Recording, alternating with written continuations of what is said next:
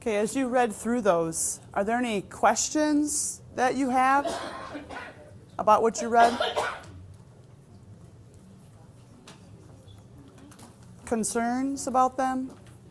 Ones that stuck out to you?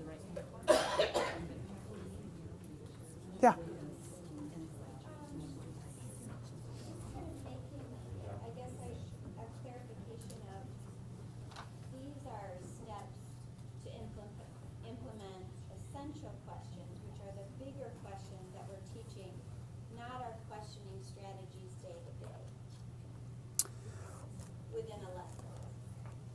Well, when I read through it, so if I look at like the phase 1, it talks about ensure that the essential question is thought-provoking. So it has the first, talks about the essential question there, but then like in the phase 1, when I look at phase 2, elicit varied responses and question these responses. So when I read this, I felt like it was both. That you're framing the day with your essential question, but it's then how you scaffold kids to that essential question via other types of questions. Not through continuing to do essential. Correct. Through other types of questions. Yes. And I think that's where I'm a little confused. So we're talking about essential questions, and then we're talking about other types of questions too. And I just wanted to. Gotcha. I misunderstood your question then. I'm sorry. Yeah. So there's two kinds of conversations we're having right now. Is once you have thought about and developed your big essential question, now you have to kind of implement that in some kind of lesson that you're going to do in your classroom.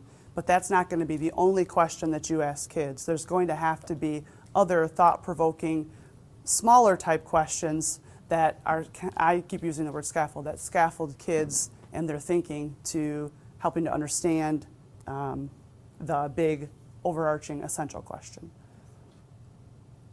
So this is taking you from the very beginning, which was what you worked on with Jen, of developing the question, all the way through actually implementing strategies in your classroom to getting kids to be able to answer that overarching question.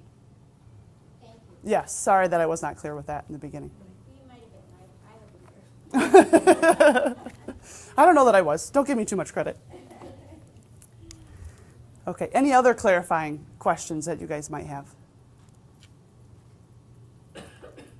Okay, so what we're going to do right now is we're going to watch a video. This is Dr. Ball, and she is teaching. So when you kind of, just to give you a little bit of scope of what you're going to see, because it's not a traditional classroom. So she would spend a week here in Grand Rapids working with, there's about 31 kids in this classroom. They're at Steelcase University on 44th Street. So the kids are, you know, in a kind of a U. And then behind the kids are bleachers with people from all over the world watching her teach.